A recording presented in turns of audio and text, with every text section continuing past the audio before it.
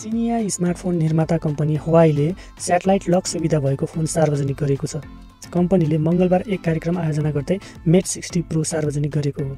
फोनमा 3वटा पञ्च whole cutout design छ, जसमध्ये एक सेल्फी क्यामेरा र अरू बाँकी 2वटा होल 3D फेस अनलक सुविधा उपलब्ध गराउन समावेश गरिएको छ। यो स्मार्टफोन स्याटेलाइट कलिङ फिचरले थप चर्चित छ।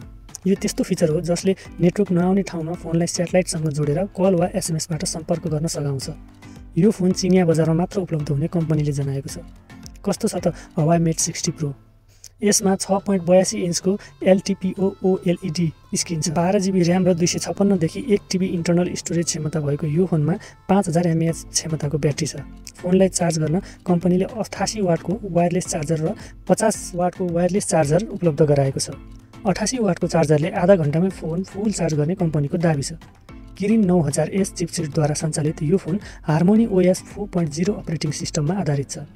फोनमा 50 मेगापिक्सलको मुख्य, 48 मेगापिक्सलको पेरिस्कोप र 12 मेगापिक्सलको अल्ट्रा वाइड क्यामेरा छ। सेल्फी पाराखीका लागि 13 मेगापिक्सलको क्यामेरा छ। सेन्सरको सन्दर्भमा यो फोनमा face ID, fingerprint, accelerometer, gyro, proximity, barometer, compass, colour spectrometer र BDS स्याटेलाइट सेन्सर रहेका छन्। चिनिया बजारमा 256GB इन्टर्नल स्टोरेज भेरिएन्टको मूल्य भने तोकिएको छैन।